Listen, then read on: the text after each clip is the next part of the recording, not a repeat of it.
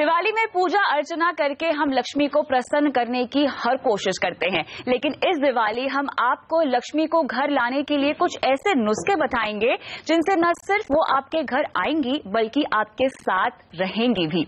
नमस्कार, स्वागत है आपका हमारी खास पेशकश कैसे घर आए लक्ष्मी में, जहां इस दिवाली लक्ष्मी को हम सही फाइनेंशियल प्लानिंग के जरिए अपने साथ जिंदगी भर रखने की कोशिश करेंगे।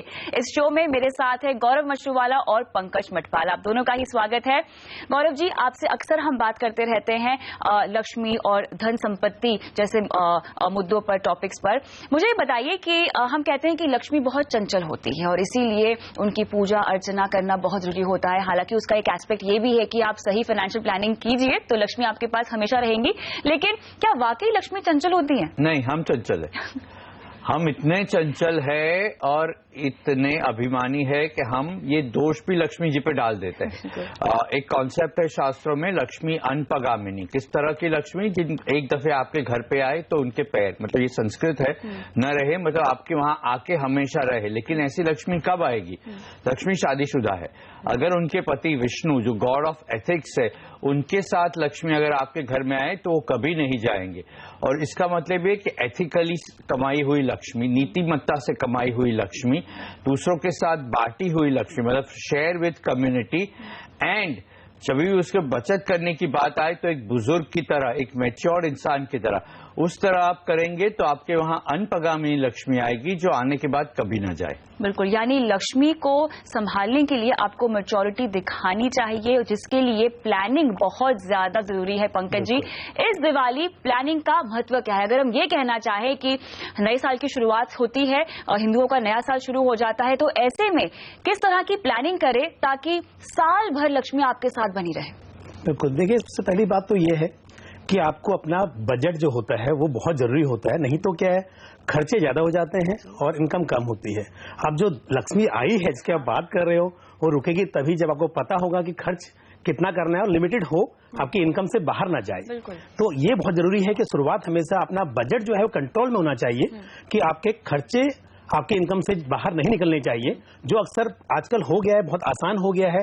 ये क्रेडिट कार्ड की दुनिया में और लोन इतने इजीली अवेलेबल होते हैं कि खर्चे ज्यादा हो जाते हैं और जो इनकम है बाद में वो अपना ब्याज के रूप में चुकाते चुकाते शायद खर्चे और बढ़ते जाते हैं। तो इसके लिए पहली शुरुआत वहां से होनी चाहिए। और दूसरी बात फिर ये है कि आपको पता होना चाहिए कि भविष्य में जो जरूरतें पड़ने वाली हैं, उन जरूरतों के लिए कितना पैसा मुझे निवेश करना है। और जब आपको पता होगा तभी पैसा बचाएंगे और तभी जो हम बात कर रहे हैं लक्ष्मी, वो आपके पास रहेगी। गौरव जी, मुझे ये बताइए कि प्लानिंग पर हमने बात कर ली है, प्लानिंग करके आप लक्ष्मी को वे दे सकते हैं, तरीका दे सकते हैं जिसके जरिए आपके तमाम आर्थिक लक्ष्य आप पूरे कर सके। सही निवेश आपको करना चाहिए जिसके लिए प्लानिंग बहुत जरूरी है। लेकिन यहाँ पर मुझे ये समझाइए कि जब हम इस तरह की प्लानिंग करते हैं तो उसके लिए कितना समय हमें देना चाहिए और किस तरह का आकलन करना चाहिए जहां तक हमारे आर्थिक लक्ष्यों की बात है? देखिए, ये जो आपने बात की आर्थिक लक्ष्यों की बहुत जरूरी है, लेकिन क्या होता है, हम इकोनॉमिक डेटा देखते हैं, खुद का इकोनॉमिक डेटा नहीं देखते। खुद के इकोनॉमिक डेटा कौन सा है? जीडीपी कंट्री का नहीं, खुद का GDP. Goals and dreams plan. हम क्या करते हैं, हम देखते हैं बाहर के कंपनी के सीईओ क्या है, खुद के सीईओ देखो, कंटेंजेंसी एंड इमरजेंसी ऑप्शन। हम देखते हैं आईआईपी के आंकड़े, लेकिन हमारा इनकम और इन्वेस्टमेंट प्लानिंग कहाँ है? ये सब की ओर हम ध्यान देखते हैं, बाहर के देखते हैं। जैसे पंकज जी ने बात की कि कर्ज ले लेते हैं, ज्यादा खर्च करते हैं, तो ईएमआई बंद करके ईएमआई चालू करो। कौन सा ईएमआई बंद करो? इक्वेटेड मंथली इंस्टॉलमेंट, ताकि पूरी लोन भरपाई हो, जल्दी भरपाई करके वो ईएमआई बंद करो और जो ईएमआई बच गया उसमें से ईएमआई चालू करो। Equity monthly investment. अगर ये आप खुद के इकोनॉमिक डेटा देखेंगे तो आप में आपके वहां लक्ष्मी टिकेगी, आपकी फाइनेंशियल प्लानिंग बढ़िया होगी और आप आगे बढ़ेंगे ही बढ़ेंगे। दिक्कत यह है कि हम इकोनॉमी के आंकड़े देखते हैं, बाहर के आंकड़े देखते हैं, खुद के आंकड़े की ओर ध्यान ही नहीं देते। बिल्कुल, खुद के आंकड़ों की बात करें पंकज जी, तो यहाँ पर सबसे पहला फेलियर होता है हमारा बजट, जिसको हम कंट्रोल में नहीं रख पाते हैं। आपका किचन का बजट, आपके घर का बजट, आपके लाइफस्टाइल का बजट, ये सबसे पहली चीज होती है जो आपको ठीक कर लेनी चाहिए इस दिवाली। बिल्कुल सही बात है, आपका बजट, क्योंकि हम बल्कि अभी आप देखेंगे जब देश का बजट आता है तो सब लोग एडवाइजर हो जाते हैं कि नहीं, ये बजट सही नहीं था, इसमें ये होना चाहिए था। रखते हैं, देखते हैं कि पूरी हुई या नहीं हुई है।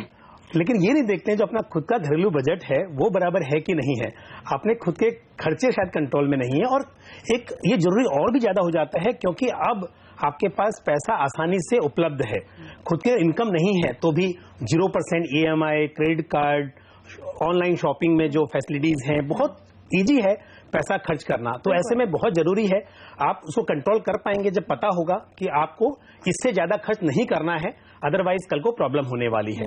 तो चाहे वो घरेलू बजट कोई भी चीज हो, चाहे किचन की बात कर रहे हो या लाइफस्टाइल हो या आपको गिफ्ट ही देने हो, मैं तो ये भी बोलूंगा उसमें भी कई बार ऐसा होता है कि ऑनलाइन शॉपिंग में अभी इतना आसान हो गया है कि आपका जो गिफ्ट देने का बजट था वो भी बढ़ गया है।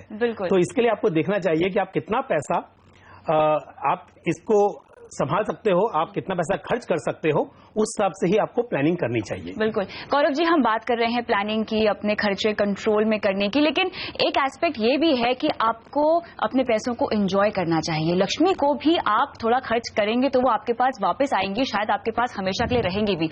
अपने पैसों को मैं एंजॉय कैसे करूं प्लानिंग के साथ साथ? देखिए, इसमें ऐसा कहा गया है शास्त्रों में कि जब आप एक पैसे खर्च करते हैं तो एक बच्चे की तरह, जो एक बच्चा खिलौना खेलता है तो पूरा उसमें व्यस्त रहता है, उसका ध्यान कहीं नहीं रहता।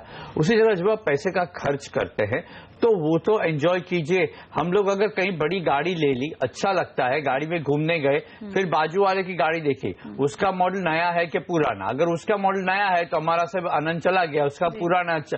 तो फिर ईगो, अगर आप में खर्च करने के बाद कहीं पे ईगो, कहीं पे इंफीरियरिटी कॉम्प्लेक्स, कहीं पे कंपैरिजन आ गई, जिस दिन कंपैरिजन आ गई उस दिन आपको खर्च से भी आनंद नहीं मिलेगा।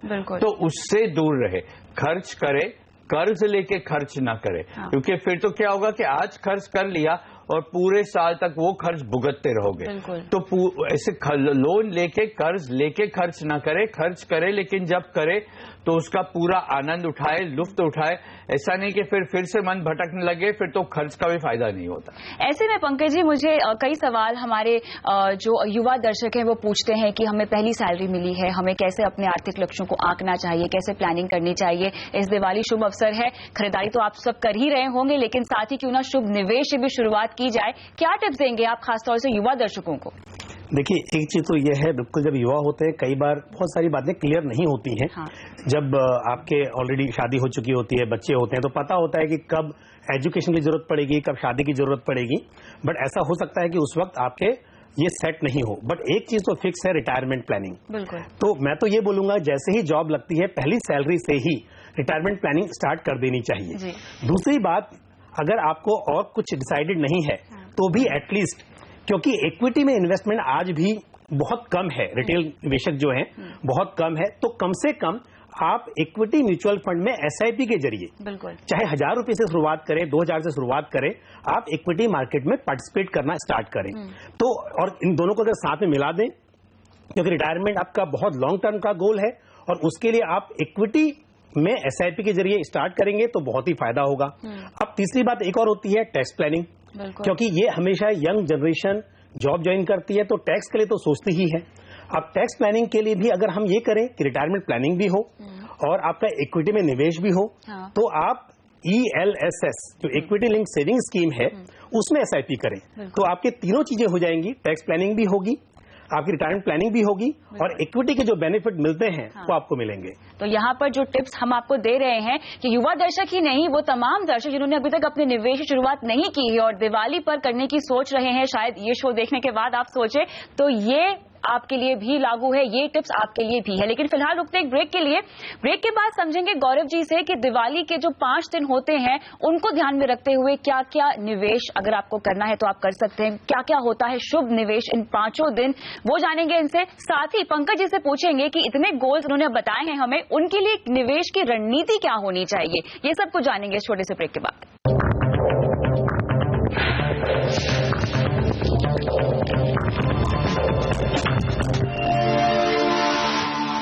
तो कैसे से घर आए लक्ष्मी। जी हाँ, आज हम आपको इसी खास पेशकश के जरिए ये बता रहे हैं कि कैसे न सिर्फ साल भर बल्कि जिंदगी भर लक्ष्मी आपके पास रहे। मेरे साथ बने हुए गौरव मशरूवाला और पंकज मटपाल। गौरव जी, आगे बढ़ते हैं और दिवाली के 5 दिनों का महत्व क्या क्या है, और ऐसे में अगर मुझे निवेश करना हो तो किस तरह का निवेश करना चाहिए ताकि आगे उसका फल मुझे बेहतर मिले। देखिए, सबसे पहले है वाक बारस। एक्चुअली वाक चातुर्य, वाणी, वाक बारस। उस दिन सरस्वती की पूजा होती है। विजडम, तो पैसे के लिए विजडम होनी चाहिए, जानकारी होनी चाहिए, फैमिली के साथ भी ये शेयर करना चाहिए, क्योंकि सिर्फ पैसे आ गए तो उससे संपत्ति क्रिएट नहीं होगी। उसके लिए बराबर जानकारी, कहाँ निवेश करना है, कहाँ नहीं करना, रैंडम नहीं करना। अगर निवेश करना भी है तो ये कौन रेगुलेट करता है? SEBI, IRDA, PFRDA, RBI। अगर ये निवेश नहीं करते तो आप ना करें। उसके बाद में दूसरा दिन जो है धनतेरस। एक्चुअली ये धन्वंतरी तिरोदशी, धन्वंतरी ये ऋषि मुनि थे जिन्होंने हमें यमराज के सामने आयुर्वेद दिया ताकि हम मृत्यु से लड़ पाए। तो उसके लिए ये दिन मनाया जाता है। तो उस दिन हेल्थ इंश्योरेंस है, लाइफ इंश्योरेंस है, ये सब की जरूरत है। तो पहले जानकारी, फिर लाइफ इंश्योरेंस, हेल्थ इंश्योरेंस, फिर जो काली चौदश है उसके भी अलग अलग मीनिंग है। लेकिन उस दिन एक ऐसा है कि कृष्ण भगवान ने राक्षस का नाश किया और कई सारी महिलाओं को आजादी दिलाई। लेकिन उसमें 2 चीजें, एक तो महिलाओं को भी इनकी जानकारी देनी जरूरी है तो उनको फाइनेंशियल फ्रीडम मिले, और राक्षस जो हमारे मन में अहंकार है, जो ईर्ष्या है, जो ईगो है, जो इंफीरियरिटी कॉम्प्लेक्स है, उसको हटाए तो ही हम संपत्ति का आनंद उठा पाएंगे। उसके बाद में लक्ष्मी पूजन, लक्ष्मी जी की पूजा, लेकिन पूरे फैमिली के साथ बैठकर, ताकि पूरे फैमिली और दोस्तों को पता चले कि लक्ष्मी कहाँ से आई, सामने के दरवाजे से आए, पिछले दरवाजे से चोरी को हुई लक्ष्मी नहीं। लक्ष्मी जी हमारे घर में आए तो रूमझुम करते आए, त्योहार मनाते हुए आए। लक्ष्मी जी को त्योहार के साथ रखा गया है और उसी दिन लोगों के साथ बांटे भी। और फिर जो नया साल है उस दिन व्यापारी जो लोग हैं वो अपने ऑफिस में आके पूजा क्यों करते हैं कि संपत्ति सिर्फ खुद के लिए नहीं, सभी स्टेक होल्डर्स के लिए, हमारे जो एम्प्लॉइज है, हमारे कस्टमर है, हमारे वेंडर्स है और हम खुद, सभी के साथ। इसके लिए वहां पे जो पूजा होती है वो लक्ष्मी जी सबके साथ बांट के, वो शेखर सेन ने बहुत ही बढ़िया कहा था, खुद की कमाई खुद खाना ये आदमी की प्रकृति है, दूसरों की कमाई छीन के खाना ये आदमी की विकृति है, लेकिन खुद की कमाई सबके साथ बांट के खाना ये हमारी संस्कृति है। बिल्कुल। पंकज जी, यहाँ पे कौन से दिन क्या निवेश करना चाहिए वो तो हमने समझ लिया है, लेकिन अब क्योंकि हमारे बहुत सारे आर्थिक लक्ष्य होते हैं, आप ही ने कहा कि शुरुआत रिटायरमेंट से करनी चाहिए, ऐसे में हम कहते हैं कि जब जागो तभी सवेरा, शुरुआत करनी हो तो किस तरह की अलग अलग तरह की निवेश रणनीति मुझे अपनानी चाहिए अपने अलग अलग लक्ष्यों के लिए? देखिए, एक तो ये है कि आपको गोल पता होने चाहिए, क्योंकि जैसे कंटिजेंसी प्लानिंग है या कुछ फाइनेंशियल गोल्स के लिए प्लानिंग है या रिटायरमेंट की प्लानिंग है, वो मालूम होगा तो आपको ये पता होगा कि कितने पैसे की जरूरत है, कितना टाइम आपके पास है। दूसरी बात है एसेट एलोकेशन, जो एक सक्सेस मंत्रा है आपके इन्वेस्टमेंट पोर्टफोलियो में, जहां से आपको तरक्की मिली होगी, आपको सक्सेस मिलेगी। वो जरूरी है कि एसेट एलोकेशन हो आपके पोर्टफोलियो में। इक्विटी, डेट, गोल्ड, सिल्वर जैसे कमोडिटी और रियल एस्टेट, इस तरह के सभी एसेट क्लास आपके पोर्टफोलियो में होंगे तो आपको ज्यादा फायदा होगा। तो ये जरूरी है कि आप गोल सेट करें। फिर जहां पर आपको पता है कि लॉन्ग टर्म गोल है, वहां पर लॉन्ग टर्म के लिए आपको मालूम है कि इक्विटी में लॉन्ग टर्म में ज्यादा फायदा होने की उम्मीद होती है, और हमेशा हिस्टोरिकली देखा है कि लंबी अवधि में इक्विटी से फायदा बहुत ज्यादा हुआ है। तो अब लॉन्ग टर्म में इक्विटी में निवेश ज्यादा करें। जहां बहुत शॉर्ट टर्म है वहां पर आप डेट में निवेश करें, क्योंकि इक्विटी शॉर्ट टर्म में वोलेटाइल होती है। रियल एस्टेट, ये आपके लिए पहली बात है, बहुत लोग ये सोचते हैं कि निवेश के लिए रियल एस्टेट में बहुत फायदा है, बट ये भूल जाते हैं कि खुद का पैसा अगर निवेश करना है तो बहुत पैसा चाहिए। बिल्कुल। अब उतना पैसा नहीं होता है तो फिर लोन लेते हैं और लोन लेके फिर इन्वेस्ट करते हैं। तो इसमें आपको क्या होता है कि एक तो लोन लेके आप इंटरेस्ट पे कर रहे हो, और फिर कितना पैसा आप अर्न कर रहे हो, शायद फिर बहुत फायदा नहीं होगा। तो घर लेने के लिए, रहने के लिए घर होना बहुत जरूरी है, लेकिन इन्वेस्टमेंट में जब आपके पास इक्विटी, डेट, बॉन्ड, डिबेंचर ये आपके पोर्टफोलियो में हो और बहुत पैसा आपके पास हो, तभी उसके बारे में सोचें। तो पहले गोल पता होगा तो ये मालूम चल जाएगा। फिर उसके बाद भी जरूरी नहीं है कि इक्विटी में हमें शेयर मार्केट में डायरेक्ट जाना है। हम हमेशा बात करते ही रहते हैं कि म्यूचुअल फंड में सारे विकल्प आपके पास हैं। शॉर्ट टर्म के लिए लिक्विड फंड है, डेट फंड्स में आपके पास इनकम फंड है, बॉन्ड फंड्स हैं, और डाइवर्सिफाइड इक्विटी म्यूचुअल फंड है, उनका सहारा लेकर आप अपना एसेट एलोकेशन कीजिए प्रॉपरली, ताकि आपका जो आप पैसा इन्वेस्ट कर रहे हो उसमें बरकत हो। बिल्कुल, तो कई सारे निवेश के विकल्प हैं आपके सामने, लेकिन इसमें से भी कौन सा गुड इन्वेस्टमेंट है, कौन सी बैड इन्वेस्टमेंट है, और साथ ही लक्ष्मी और जोखिम का क्या रिलेशन है, ये सब जानेंगे इस छोटे से ब्रेक के बाद।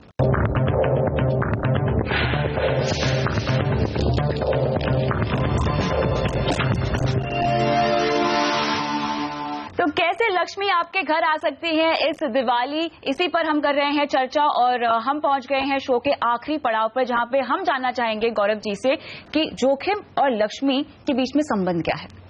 अगर लक्ष्मी है तो जोखिम कहीं भी नहीं है। अच्छा। क्योंकि अगर आपने नीतिमत्ता से लक्ष्मी जी कमाए हैं तो देखिए, लक्ष्मी को माँ का स्वरूप क्यों दिया गया, क्योंकि माँ बेटे को संभालती है, बेटी को संभालती है, और अगर आप उनमें विश्वास करो तो फिर जोखिम कहीं भी नहीं है। प्रॉब्लम यह है कि हमें भगवान पे भरोसा नहीं, हम भगवान से डीलिंग करते हैं, मेरा इतना काम कर दो, फिर 12 सोमवार, कभी ऐसा कहा कि 4 सोमवार अभी बाकी काम करने के बाद में 8 सोमवार, एडवांस भी नहीं देते।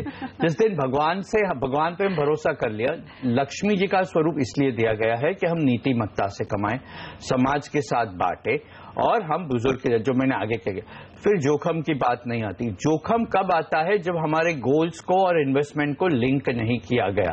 तो लोग क्या करते हैं कि लॉन्ग टर्म के लिए डेट इन्वेस्टमेंट कर देते हैं, शॉर्ट टर्म के लिए इक्विटी कर देते हैं, तो वहां पर प्रॉब्लम है, लिक्विडिटी मिसमैच आ जाता है। मुझे 6 महीने बाद बेटी की पढ़ाई के लिए शादी चाहिए, टैक्स सेविंग इंस्ट्रूमेंट कर दिया, तो वहां पर जोखिम आता है। तो जोखिम इसलिए आता है क्योंकि जो पंकज जी पहले से कर रहे, बराबर प्लानिंग नहीं किया। जिस दिन बराबर प्लानिंग करेंगे और स्टेप बाय स्टेप जाएंगे, अगर इमरजेंसी फंड है, इंश्योरेंस है, लोन की भरपाई कर दी है, और फिर निवेश करते हैं, तो जोखिम काफी कम हो जाता है। बिल्कुल, लेकिन ऐसे में पंकज जी, हमने बात कर ली कि आपको निवेश पोर्टफोलियो कैसे बनाना चाहिए, लेकिन वो कौन कौन से निवेश हैं जिनसे हमें बचना चाहिए, जिसमें हम अगर निवेश करते हैं तो हम बाय डिफॉल्ट जोखिम की तरफ बढ़ जाते हैं। देखिए, एक तो ये है कि जो अनरेगुलेटेड प्रोडक्ट्स हैं, कुछ ऐसे सेविंग स्कीम या फिक्स डिपॉजिट भी आते हैं जिनके एजेंट आपके पास आते हैं और शायद मंथली कलेक्शन या वीकली कलेक्शन करके लेके जाते हैं, लेकिन वो स्कीम रेगुलेटेड नहीं है। तो वैसी स्कीम में आप ना फंसे। शुरुआत में हो सकता है पैसा वापस मिल भी जाए, लेकिन बाद में चलकर वो स्कीम हमेशा फ्लॉप होती है, क्योंकि रेगुलेटेड नहीं है, तो उसमें किसी का कुछ भरोसा भी नहीं कर सकते हैं। दूसरा ये है कि जो रेगुलेटेड प्रोडक्ट हैं, जैसे कि इंश्योरेंस है, वो रेगुलेटेड है, लेकिन इंश्योरेंस को आप रिस्क कवर करने के लिए खरीद रहे हैं तो अच्छी बात है, लेकिन निवेश के लिहाज से उसमें आप ना जाए, क्योंकि ना आपका इंश्योरेंस का जो पर्पज है वो सॉल्व होगा, और ना ही उसमें कुछ इन्वेस्टमेंट में बहुत फायदा होगा। तो इसके लिए ये भी जरूरी है कि जहां पर आप निवेश कर रहे हैं वो सच में निवेश करके आपको इतना फायदा दे कि आपका जो इन्फ्लेशन है, जो महंगाई बढ़ रही है और जो टैक्स कट रहा है, उस सबको एडजस्ट करने के बाद भी आपका पैसा बढ़े। नहीं तो समय के साथ आपको लगेगा कि मेरे 100 रुपए 110 रुपए हो गए हैं, लेकिन पैसे की वैल्यू कम हो जाएगी, और आप जो चीज आज 100 रुपए में खरीद सकते हो, भविष्य में वो 110 में भी नहीं मिलेगी। तो आपका पैसा टैक्स पे करने के बाद भी महंगाई से ज्यादा बढ़ना चाहिए। बिल्कुल, और यहाँ पर बहुत जरूरी है कि आप जो पहला कदम आपने बताया कि अपने लक्ष्यों को आंक लेना चाहिए, उसके बाद आपको एक समय निर्धारित कर देना चाहिए। इतना प्लान वर्क करके क्या हम कह सकते हैं कि लक्ष्मी हमारे पास हमेशा रहेगी? अगर नीतिमत्ता से कमाई हुई है और भगवान पे भरोसा है तो लक्ष्मी हमेशा रहेगी। अगर भगवान पे भरोसा नहीं है तो कितना भी पैसा आ जाए, अगर मन में एंजाइटी है ही है तो फिर तो कुछ भी कर ले नहीं जाएगी।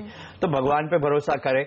अगर एथिकली कमाई है, वो जब जैसे कहा गया था ना, जब दंत न थे तब दूध दियो, अब दंत दिए तो अन्न न दे।